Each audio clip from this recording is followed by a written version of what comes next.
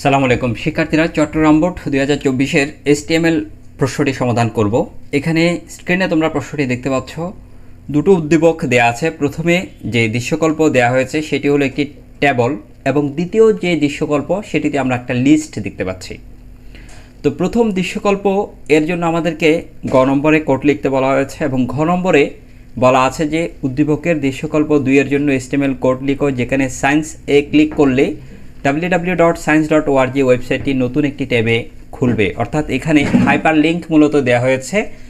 আমরা বিষয়টি তোমাদেরকে বোঝানোর জন্য কোডটি লিখেছি, সেখানে নিয়ে যাচ্ছি। মূলত কিভাবে সায়েন্স লেখাটার উপর ক্লিক করলে science.org নামক যে ওয়েবসাইট সেটি ওপেন হয়।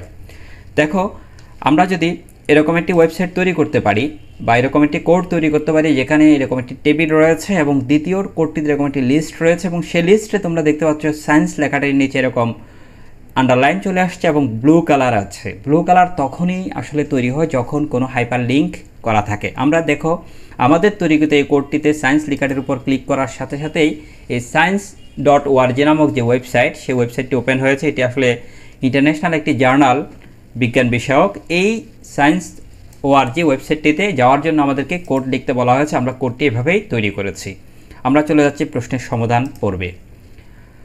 তো প্রশ্নটির প্রথম প্রশ্ন ছিল ওয়েব সার্ভার কি। আমরা ওয়েব সার্ভার কি সেই প্রশ্নের সমাধান করব। ওয়েব সার্ভার হলো আসলে ওয়েবসাইট বা ওয়েব পেজ যে সার্ভারে সংরক্ষণ করা হয় তাকে ওয়েব সার্ভার বলে। আমরা জানি যে ওয়েবসাইট তৈরি করার পর সেটিকে কোনো একটি শক্তিশালী কম্পিউটারে, পাওয়ারফুল কম্পিউটারে রাখা হয়, সেটিকে সার্ভার কম্পিউটার বলে, এবং এই সার্ভারটিকে মূলত ওয়েব সার্ভার বলে। খ নম্বর প্রশ্নে দেওয়া আছে ফন্ট ট্যাগের দুটি অ্যাট্রিবিউট ব্যাখ্যা করো। তো ফন্ট কি সবার আগে আমরা জেনে নিচ্ছি। ফন্ট হলো কোনো লেখা বা অক্ষরের বাহ্যিক অবয়ব বা আকৃতি। ফন্ট ট্যাগের তিনটি অ্যাট্রিবিউট রয়েছে, একটি হলো ফেস, সাইজ এবং আরেকটি হলো কালার অ্যাট্রিবিউট। ফন্ট ট্যাগের সিনট্যাক্সটা কেমন? সিনট্যাক্স মানে হলো আসলে গঠন বা স্ট্রাকচার, যেটা HTML এর মাধ্যমে যখন কোনো একটি কোড লিখি, কোড লেখার যে নিয়ম তাকে আমরা সিনট্যাক্স বলি। এই সিনট্যাক্স হলো এখানে font face equal to font name, size equal to font size number, colour equal to colour name. অর্থাৎ মূলত ট্যাগটি হলো ফন্ট ট্যাগ, আর তার তিনটি অ্যাট্রিবিউট দ্বারা তিনটি বৈশিষ্ট্যকে নির্দেশ করে। প্রথম অ্যাট্রিবিউট হলো ফেস, আর ফেস অ্যাট্রিবিউটের ভ্যালু হিসেবে যখন কোনো ফন্ট নেম লেখা হবে তখন লেখার আকৃতি বা শেপ কেমন হবে, অবয়ব কেমন হবে, সেটা পরিবর্তন হয়। সাইজ আরেকটি অ্যাট্রিবিউট, এর ভ্যালু যখন দেওয়া হবে তখন লেখা ছোট বা বড় আকৃতি প্রদান করা যাবে। আরেকটি হলো কালার অ্যাট্রিবিউট। কালার অ্যাট্রিবিউটে যখন কোনো একটি কালারের নাম লিখব তখন মূলত লেখাটি কোন কালিতে কোন রঙে প্রদর্শিত হবে তা দেখায়। আমরা দুটো অ্যাট্রিবিউটকে ব্যাখ্যা করতে বলেছে। প্রথমটি ব্যাখ্যা দিচ্ছি। এখানে ফেজ অ্যাট্রিবিউট দ্বারা ফন্টের নাম বোঝায়, অর্থাৎ অক্ষরের অবয়ব কেমন হবে তা নির্দেশ করতে ফেজ অ্যাট্রিবিউট ব্যবহৃত হয়। অন্যদিকে আরেকটি অ্যাট্রিবিউট হলো সাইজ অ্যাট্রিবিউট। সাইজ অ্যাট্রিবিউট ফন্টের আকার নির্দেশ করে। সাইজ অ্যাট্রিবিউটের মান পরিবর্তন করলে লেখার সাইজ বা আকার পরিবর্তন হয়। আমরা ফন্ট ট্যাগের অ্যাট্রিবিউট নিয়ে আমাদের চ্যানেলে আলাদা ভিডিও দিয়েছি, সেখান থেকে তোমরা প্রত্যেকটা অ্যাট্রিবিউট ব্যাখ্যা সহ তোমরা দেখতে পাবে কিভাবে আকার, আকৃতি এবং রং পরিবর্তন হয়, সেই পরিবর্তন হয়। আমরা চলে যাচ্ছি আমাদের যে গ নম্বর প্রশ্নের সমাধান। এই যে টেবিলটি আমাদেরকে দিয়েছে সেই টেবিলটির জন্য HTML কোড লিখতে হবে। আমরা সেই পর্বে চলে যাচ্ছি। দেখো শিক্ষার্থীরা, যখন কোনো একটি HTML কোড আমরা লিখে স্টার্ট করি, HTML পেজ তৈরি করি, ওয়েব পেজ, তখন ওয়েব পেজের শুরুতে আমরা লিখি HTML ট্যাগ। অ্যাঙ্গেল ব্র্যাকেট দিয়ে লেখা কোনো নির্দেশের সংক্ষিপ্ত রূপকে ট্যাগ বলা হয়। এখানে HTML এটি একটি ট্যাগ। দ্বিতীয় যে ট্যাগটি ব্যবহার করি সেটি হলো বডি ট্যাগ। বডি ট্যাগের পর আমরা যেহেতু টেবিল তৈরি করব, এখন আমরা যে ট্যাগটি নিয়ে আসব, বডি ট্যাগের অধীনে যা লেখা হয় মূলত সেটি পেজে দৃশ্যমান হয়। আমরা টেবিলকে দৃশ্যমান করছি এখানে, তাই আমরা টেবল ট্যাগ ব্যবহার করেছি। টেবল ট্যাগের সাথে একটি ম্যান্ডেটরি অ্যাট্রিবিউট ব্যবহার করতে হয়, একটি অ্যাট্রিবিউট রয়েছে অবশ্যই ব্যবহার করতে হবে, সেটি হলো বর্ডার। বর্ডার অ্যাট্রিবিউটের ভ্যালু আমরা 3 দিয়েছি। এই যে বর্ডার চারপাশে যে বাউন্ডারি লাইনটি দেখতে পাচ্ছ, এটি হলো টেবল বর্ডার। এখন টেবল বর্ডারের ভ্যালু যদি তুমি নাল লিখে রাখো তখন কিন্তু কোনো মান দেখাবে না, অথবা 0 লিখলে অ্যাট্রিবিউট ভ্যালু, তখন কিন্তু এই বাউন্ডারি লাইন বা বাইরের যে সীমানা সেটি প্রদর্শিত হয় না। এই মান আমরা 1 2 3 4 5 যে কোনো মান আমরা দিতে পারি। এরপর আমরা আরেকটি অ্যাট্রিবিউট এখানে ব্যবহার করেছি, সেটি হলো আরেকটি ট্যাগ ব্যবহার করেছি নতুন, সেটি হলো ক্যাপশন ট্যাগ। তোমরা জানো যে ক্যাপশন ট্যাগটি ব্যবহৃত হয় মূলত টেবিলের শিরোনাম প্রদর্শন করার জন্য। এই টেবিলের যে হেডিং সেটি হলো অ্যালফাবেট। এখানে অ্যালফাবেটিক তথ্য দেওয়া আছে, ABCD, এগুলো অ্যালফাবেট, তাই এটির শিরোনাম দিয়েছে অ্যালফাবেট। এই অ্যালফাবেট কথাটিকে মূলত ক্যাপশন বলা হয়, অর্থাৎ টেবিলের শিরোনামকে ক্যাপশন বলে। তো ক্যাপশন ট্যাগের অধীনে অ্যালফাবেট কথাটি আমরা লিখে দিয়েছি, ক্যাপশন ট্যাগটি ক্লোজ করে দিয়েছি। তোমরা জানো কোন একটি ট্যাগ স্ল্যাশ প্রতীক দিয়ে যখন আবার লেখা হয় সেটিকে ক্লোজিং ট্যাগ বলে, আর প্রথমটি ওপেনিং ট্যাগ। এরপর আমরা টেবিল তৈরি করব। এখন টেবিল তৈরি করার জন্য আমরা টেবিলের লিখে স্টার্ট করে রো ওয়াইজ বা সারিভিত্তিক। একটি সারিকে টেবল রো বলা হয়, তাই টিআর ট্যাগ এর জন্য ব্যবহার করতে হয়। টিআর ট্যাগ দ্বারা টেবল রো বা টেবিলের সারি বোঝায়। টিআর ট্যাগের অধীনে যে তথ্যগুলো ভিতরে প্রদর্শিত হয় সেগুলো টেবল হেডিং অথবা টেবল ডেটা হিসেবে প্রদর্শন করি। এই টেবিলে মূলত সবগুলো একই রকম তথ্য হওয়ার কারণে আমরা সবগুলোকে টেবল হেডিং হিসেবে প্রদর্শন করব, তাই আমরা যে ট্যাগটি ব্যবহার করছি সেটি হলো TH ট্যাগ। এরপর কল স্প্যান ইকুয়াল টু 2, আমাদের এলিমেন্ট কন্টেন্ট এ লেখা হয়েছে, TH ট্যাগ আমরা ক্লোজ করে দিয়েছি। তোমাদের প্রশ্ন হতে পারে কল স্প্যান এই জিনিসটি আবার কি? কল স্প্যান হলো যখন দুই বা ততোধিক কলাম একত্রিত হয়ে একটি কলাম তৈরি করে তখন তাকে কল স্প্যান অ্যাট্রিবিউটের মাধ্যমে প্রকাশ করা হয়। এখানে বি একটি কলাম আর সি এবং ডি এটি আরেকটি কলাম। এই দুটো কলাম একত্রিত হয়ে উপরে একটি কলাম হিসেবে এতে আছে। তাহলে এ নামক এই কলামটি মূলত নিচের দিকে দুটো কলামের সমতুল্য স্পেস সে ধারণ করেছে, সেজন্য এখানে যে অ্যাট্রিবিউটটির মাধ্যমে আমরা দুই বা ততোধিক কলামকে একত্রিত করি সেই অ্যাট্রিবিউটটির নাম হলো কল স্প্যান। তো কল স্প্যান ইকুয়াল টু 2 দিয়েছি কেন? কারণ দুটো কলামের সমতুল্য জায়গা স্পেস সে নিয়েছে, সেজন্য এখানে অ্যাট্রিবিউট ভ্যালু 2 দেওয়া হয়েছে। এখানে যদি তিনটি কলামের সমতুল্য জায়গা, বি নাম্বার একটি কলাম, এখানে আরেকটি কলাম, এদিকে আরেকটি কলামের সমান জায়গা যদি এর অধীনে থাকতো তখন আমরা অ্যাট্রিবিউট ভ্যালু 3 লিখতাম।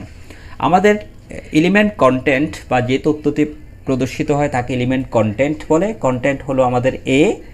এরপর আমরা TH ট্যাগ ক্লোজ করে দিয়েছি। মূলত প্রথম সারি বা রোতে শুধু একটি ডেটাই রয়েছে, সেই ডেটাটি হলো এ, তাই আমরা এই TR ট্যাগটি ক্লোজ করে দিচ্ছি। TR ট্যাগ হলো স্টার্টিং ট্যাগ, একটি রো শুরু করার জন্য TR ট্যাগ দিই এবং TR ট্যাগ আমরা স্ল্যাশ দিয়ে ক্লোজ করে দিয়েছি। প্রথম সারির কাজ শেষ হলো। এরপর আমরা আবার একটি সারি তৈরি করব, এই দ্বিতীয় সারি যেখানে বি এবং সি আছে। প্রথম কলামে আছে বি, দ্বিতীয় কলামে আছে সি রয়েছে। এখন আরেকটি সারি তৈরি করার জন্য আমরা TR ট্যাগ এনেছি। এবার দেখা একটা বিষয়, এখানে বি নামক যে ডেটাটি, সেই ডেটাটি মূলত দুটো রো এর সমান জায়গা নিয়ে আছে, অর্থাৎ এখানে সি নামক একটি রো রয়েছে, ডি নামক একটি রো রয়েছে।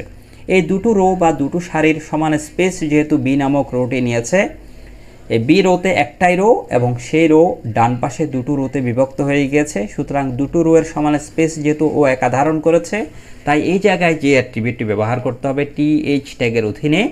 আবার বলছি, আমরা সমস্ত ডেটাকে TH ট্যাগ হিসেবে দেখাচ্ছি, টেবল হেডিং হিসেবে প্রদর্শন করব, তাই TH। আর রো স্প্যান ইকুয়াল টু 2 দিয়েছি, কারণ বললাম যে বি নামক এই ডেটাটি দুটো রো এর সমান জায়গা নিয়েছে, সেজন্য রো স্প্যান ইকুয়াল টু 2।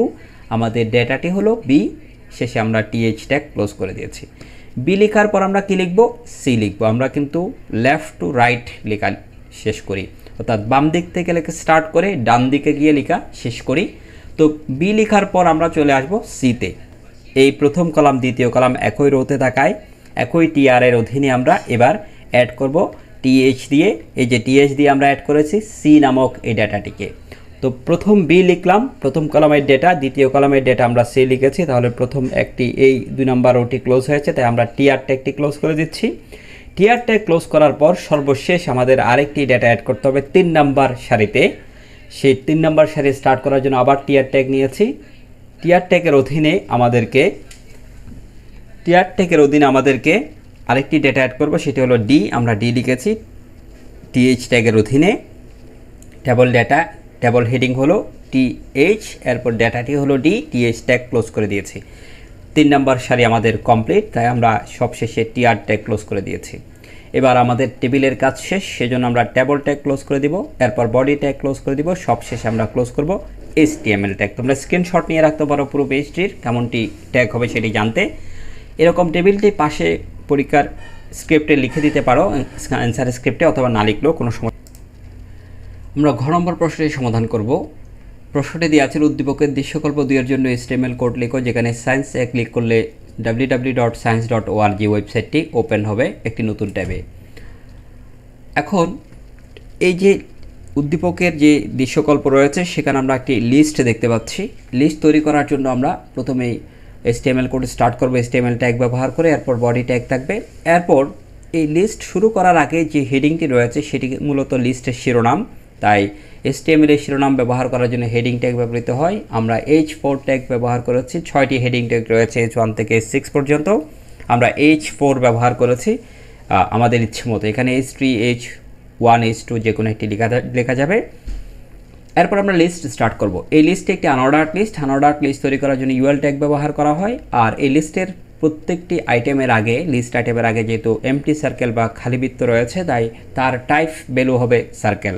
তোমরা জানো অ্যাট্রিবিউট ভ্যালু হিসেবে যখন আমরা যেটি ব্যবহার করব সেটি এখানে লিস্টের আগে প্রদর্শিত হবে।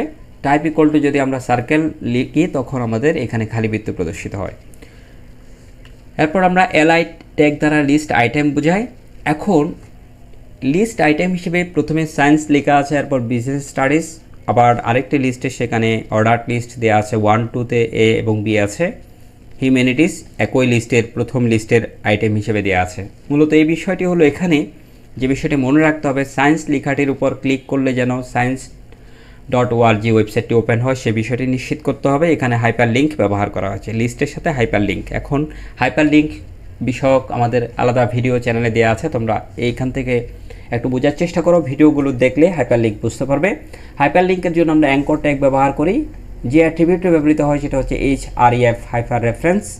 অ্যাট্রিবিউট ভ্যালু হিসেবে ব্যবহার করতে হয় যে ওয়েবসাইটে প্রবেশ করবে সেই ওয়েবসাইটের নাম। https://www.science.org এই যে ইউআরএলটি দ্বারা বোঝায় কোন ওয়েবসাইটে যাবে। উদ্দীপকে কিন্তু www.science.org এতটুকুন কথা রয়েছে। আমরা তোমাদেরকে যেহেতু এই লিঙ্কটি করে দেখিয়েছি ইন্টারনেটের মাধ্যমে, তোমাদেরকে লাইভ দেখিয়েছি, সেজন্য এখানে ফুল অ্যাড্রেসটি আমরা লিখেছি প্রোটোকল সহ। এই অংশটিকে প্রোটোকল বলা হয়, https hyper text transfer protocol secured. এই অংশটি সহ লিখেছি যেহেতু তোমাদেরকে আমরা লাইভ দেখিয়েছি সেজন্য। না হয় তোমরা শুধু এই অংশটি লিখলেই হবে পরীক্ষায়।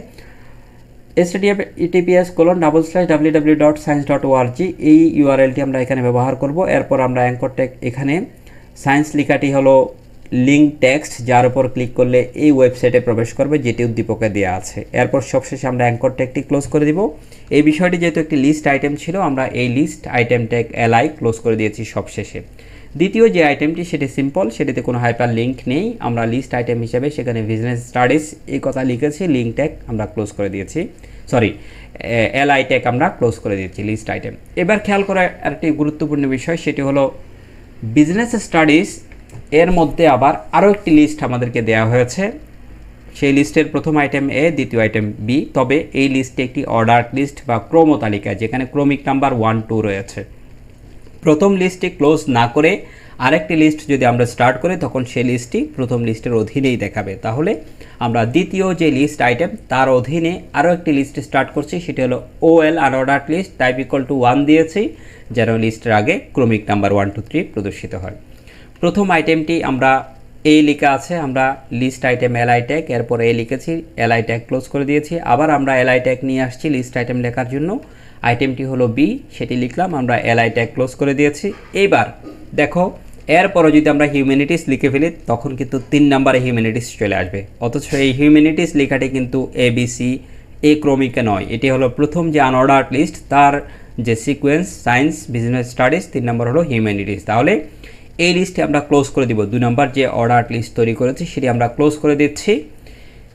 এখন আপাতত এই লিস্টটি বন্ধ হয়ে গিয়েছে। এরপরে কোনো আইটেম লিখলে সেটি প্রথম লিস্টের আইটেম হিসেবে নির্দেশিত হবে, সেজন্য আমরা আবার ওই প্রথম এলআই ট্যাগ আবার নিয়ে আসলাম, নিয়ে এসে আমরা হিউম্যানিটিস লিখেছি আইটেম, এরপর আমরা এলআই ট্যাগ ক্লোজ করে দিয়েছি। সবশেষে আমরা প্রথম আনঅর্ডার্ড লিস্ট যে ইউএল স্টার্ট করেছিলাম সেই ইউএলটি আমরা এখানে ক্লোজ করে দিয়েছি। এরপর সবশেষে আমরা বডি ট্যাগ ক্লোজ করে দিব, HTML ট্যাগ ক্লোজ করব। এই ছিল মূলত আমাদের ঘ নম্বর প্রশ্নের সমাধান।